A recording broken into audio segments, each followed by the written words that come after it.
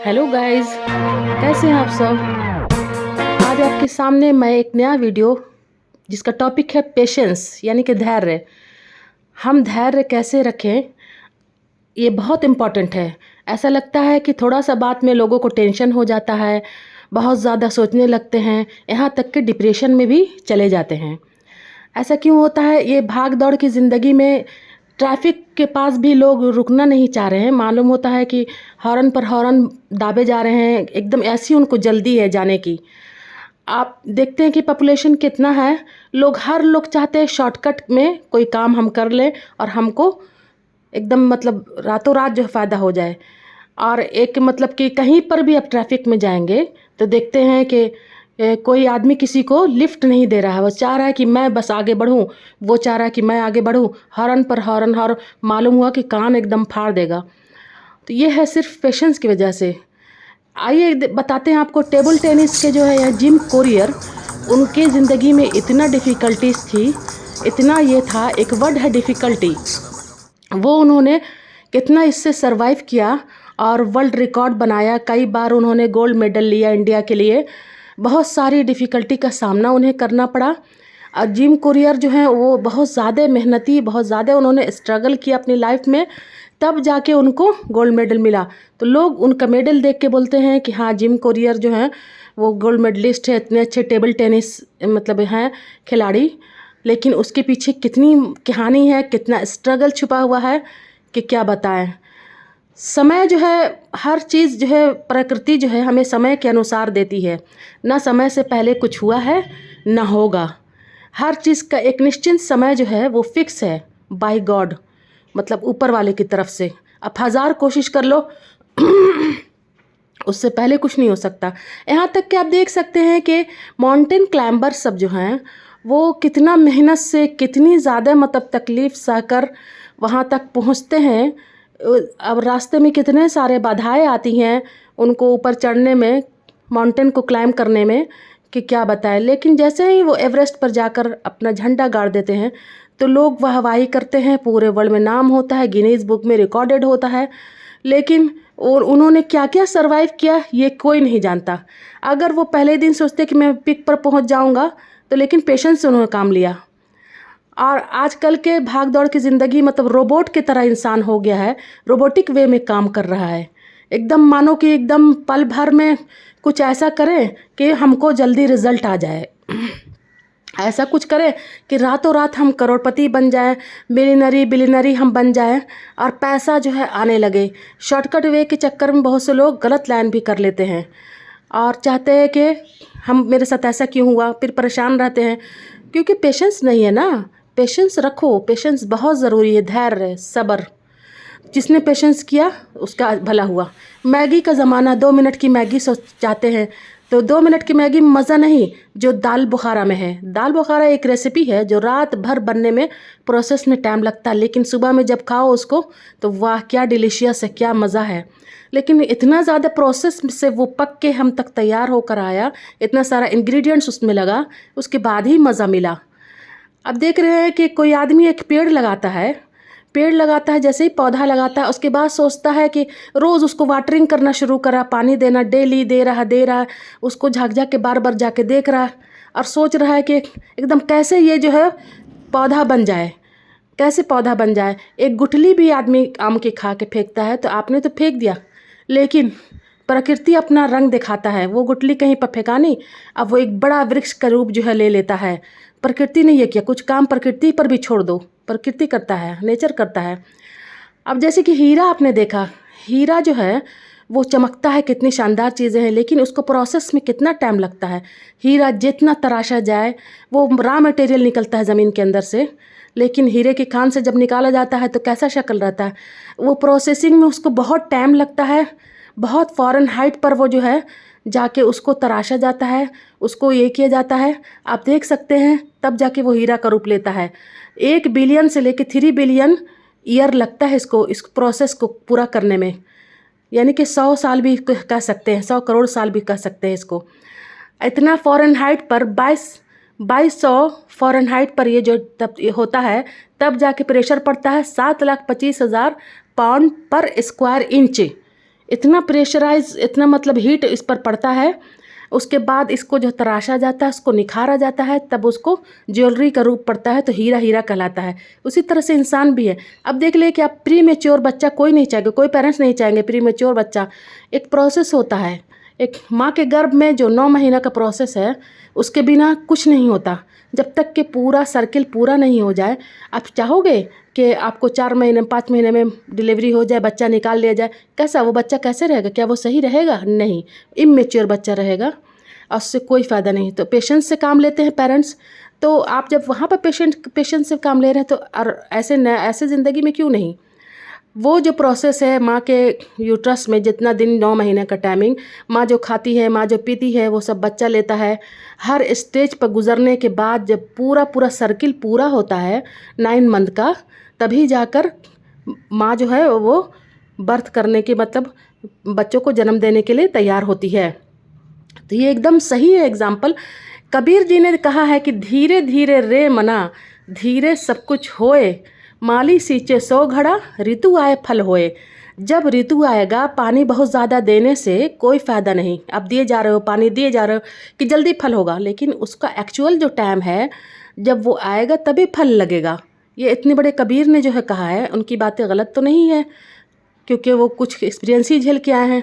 अब देखते हैं कि टॉप 10 जितने भी सक्सेसफुल मैन हैं इंडिया के, तो उन लोग जो है किस तरह से पागलपंती की हद तक उन लोगों ने एक्सपेरिमेंट किया, रिजेक्शन झेला, स्ट्रगल किया। अभी के दौर में आज हम लोग में से तो अलग हट के वो लोग थे, क्योंकि जो है इस तरह से उन लोगों ने किया कि कभी मतलब उन लोगों ने गिव अप नहीं किया। कितनी बार उन लोगों ने ऐसा ऐसा काम किया कि सोच के हैरत लगता है। अगर वो ऐसा नहीं सोचते, उतना मेहनत नहीं करते, तो बहुत सारी चीज़ें जो हम लोग अभी जो है जिसका फ़ायदा उठा रहे हैं, वो नहीं उठा पाते। उसी में एक एग्ज़ाम्पल है कोलोनल सैंडर्स, जो KFC के ऑनर हैं। इनके साथ क्या हुआ कि इन्होंने कभी अपना गिव अप नहीं किया। जो काम करते थे फेलियर हो जाते थे, दूसरा आदमी पेशेंस खो देता, लेकिन इन्होंने पेशेंस नहीं खोया। और 62 साल की उम्र में इन्होंने अपना रेसिपी बनाया चिकन का, KFC का। वो इनको जो है रिजेक्शन पर रिजेक्शन 1009 बार इनको रिजेक्शन मिला, और इन्होंने धैर्य नहीं खोया। और उनका अपना जो है आउटलेट जो है, अभी 25,000 आउटलेट इनका है। और 92 साल की उम्र में निमोनिया से इनका डेथ हुआ, लेकिन इन्होंने हिम्मत नहीं हारा। अभी पूरी दुनिया में जहाँ भी नाम लीजिए, कई जगह ब्रांचेज़ हैं इनके। 6,000 KFC का 48 कंट्रीज़ में फैल गया है। उसके बाद आप देख सकते हैं JK रॉलिंग, हैरी पॉटर आपने सबने सुना होगा, हैरी पॉटर के ऑथर है ये जो है लिखती थी बुक। जब इन्होंने लिखना शुरू किया तो इन्हें नहीं पता था कि इतना मतलब महान ये हो जाएगा। अब 25 साल की उम्र में इनकी माँ का डेथ हो गया। उसके बाद इनकी शादी हुई तो हस्बैंड से भी इनका कुछ अच्छा ये नहीं रहा। एक बच्ची हुई और उसके बाद इन्हें डिवोर्स मिल गया। इन्होंने डिवोर्स ले लिया। ब्रिटेन में ये आई JK रॉलिंग, और इनके पास इतनी गरीब थी कि प्रिंटिंग के लिए भी पैसा नहीं था। और इतना 50,000 वर्ड का जो है ये इन्होंने लिखा था। ये इनकी बच्ची है जेसिका। एक साथ बच्ची को परवरिश करना और उसके बाद राइटिंग करना, दिन रात ये लिखती रहती थी किस तरह से लिखें, कौन मतलब पब्लिशर मेरा मिले, किसको पब्लिश। हर जगह गई, हर जगह रिजेक्शन हुआ, किसी ने इनका बुक को पब्लिश करना नहीं चाहा। इनकी फैमिली का पिक्चर आप देख सकते हैं कि ये इनकी फैमिली का पिक्चर है। इतना रिजेक्शन, कितनी बार इन्होंने सुसाइड करने की कोशिश किया। उसके बाद ये इनका जब हैरी पॉटर जो ये एक बड़ा नॉवेल जो लिख के तैयार हो गया, तो कई बार मेहनत करने के बाद आखिर में एक इंस्टीट्यूशन है, एक ये है, उसका नाम है ब्लॉसमबेरी। उन्होंने जो है ब्लॉसमबेरी ने इन्हें जो है एक्सेप्ट किया कि उनका जो है लिया कि लाइए मैं इसको देखता हूँ। वो घर लेके गए। उस ब्लॉसमबेरी के जो CEO हैं वो अपने घर लेके गए, और ये जो है मेहनत से लिखती रहीं, दिन रात एक करके ये लिखती रहीं। इत्तेफाक से बताइए, एक मिरेकल हो गया। मिरेकल ये हुआ कि वो जो CEO हैं वो अपने घर लेकर गए इनका लिखा हुआ जितना भी है। उनकी एक बच्ची थी, वो बच्ची जो है जब उसने पढ़ा, दिन वो भी चुप के पढ़ना शुरू कर दी, और जब वो पढ़ रही थी तो उससे बहुत अच्छा लगने लगा। ये देखिए, आप देख सकते हैं ये ब्लॉसमबेरी का जो है इंस्टीट्यूट का पूरा कैंपस है। और ये जो इनका बहुत बड़ा एक ये था कि ये जो है ब्लॉसम बेरी ने एक्सेप्ट किया। उसके बाद इनकी बेटी दिन रात पढ़ती कि उसे बहुत अच्छा लगने लगा, इतना अच्छा लगने लगा कि वो उसकी दीवानी हो गई। और उसी के शौक़ की वजह से उसके फादर ने सीईओ ने इसे पब्लिश कर डाला। उसके बाद जो सो हुआ तो हुआ, समझिए कि एकदम मिरेकल हो गया। पूरे दुनिया में इनका नाम, यहाँ तक के हैरी पॉटर की फ़िल्म भी बन गई। उसके बाद तरक्की पर तरक्की, कई जगह इनको अवार्ड मिलना शुरू हुआ और उसके बाद इन्हें रिकॉग्नाइज़ किया गया। अभी रिचेस्ट पर्सन में इनका नाम है, बिलियनरी वुमेन हो गई हैं, जो इतनी गरीब थी कि पब्लिशिंग का पैसा भी इनके पास नहीं था, अभी बिलियनरी के नाम पर लेडी जो हैं ये हो गई हैं। इतनी सारा अवार्ड इन्हें मिला, एकेडमिक अवार्ड, स्कॉलर अवार्ड, इतना सारा अवार्ड। तो यहाँ पर भी इन्होंने अपने पेशेंस जो है नहीं खोया। अगर ये पेशेंस खो देती कि मेरे पास पैसा नहीं है, मेरे हस्बैंड नहीं है, मेरी माँ डेथ कर गई, छोटी सी बच्ची है, तो क्या होता सोचिए। एक ताजमहल भी जो है वो बनने में 20 साल लगा है। शाहजहाँ को ताजमहल बनाने में 20 साल लगा। इतनी मेहनत के बाद आज ताजमहल अपने में एक समझिए कि ख्वाब है। और कैसे कैसे इसमें जो है अभी कितना इंडियन टर्नओवर कितना अच्छा दे रहा है, कितने फॉरेनर्स अब आ रहे हैं, लोग तारीफ़ कर रहे हैं, कोई मिसाल नहीं इसकी। उसी तरह से मुग़ल आज़म जो है के आसिफ ने जब बनाया था तो 16 साल उन्होंने दिया, अपने ज़िंदगी का 16 साल, एक एक बारीकियाँ समझा। उसके बाद कैसे मतलब इसको जो है ये किया जाए, शूटिंग कैसे हो, इसका हीरो हीरोइन किसे लिया जाए, ये सारा सोच के बाद, सारी मेहनत के बाद मुग़ल आज़म रिलीज़ हुई और हिट कर गई कि आज भी मुग़ल आज़म का नाम लोग लेते हैं। आइए मैं एक कहानी सुनाती हूँ, story. Once upon a time एक एलिफेंट और एक जो है डॉगी से दोस्ती हो गया। एलिफेंट और डॉगी दोनों जो है दोस्त हो गए। अब दोनों एक साथ जो है प्रेग्नेंट हो गए। एक साथ प्रेग्नेंट हो कुछ दिनों बाद, 4 महीने बाद डॉगी ने जो है 4 बच्चे को जन्म दिया। उसके बाद ज़्यादातर 4 महीने में अमूमन जो है डॉगी को बर्थ होता है। 4 महीने बाद उसने 4 बच्चे को जन्म दिया और उसके बाद जो है वो बहुत खुश थी। उसके बाद जब वो हथनी से मिलने गई, हथनी से मिलने जब वो गई जंगल में, तो उसने पूछा हथनी से कि तुमको क्या हुआ, मुझे तो जो है 4 बच्चे हुए और तुमको नहीं हुआ। तो हथनी ने सर हिलाया कि नहीं, यहाँ तो कुछ भी नहीं है। तो उसने कहा कि अरे, फिर वो वापस चली आई। उसके बाद फिर जो है दोबारा वो फिर मिलने गई 4 महीने के बाद। फिर उसने कहा कि क्या हुआ, तो उसने कहा कि नहीं, बोला कि मुझे तो फिर जो है 4 बच्चे हुए हैं।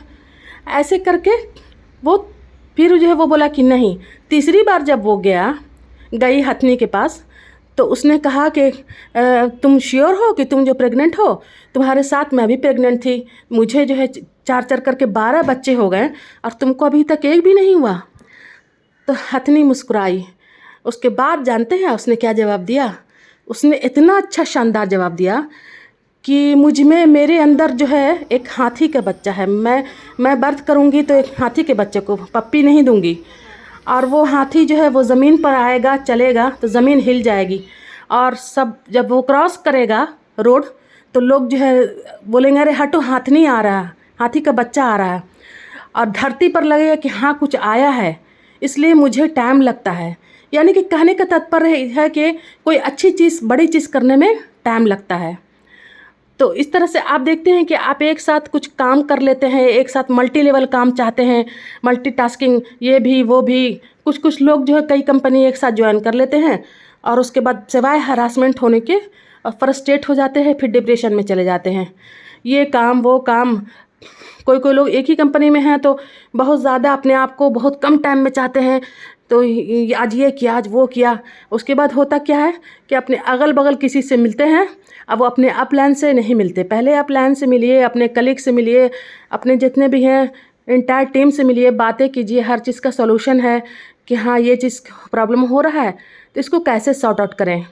तो नहीं, लोग इधर उधर की सक्सेस सुन के उसके चले जाते हैं, टेंशन में सर पकड़ लेते हैं कि देखो उसका काम अच्छा हो गया, अरे वाह देखो तो उसने ये किया, उसको ये हो गया, उसका लेवल चेंज हो गया, उसका रैंक चेंज हुआ, मुझे नहीं, मेरे साथ ऐसा क्यों नहीं होता है। ह्यूमन साइकोलॉजी है।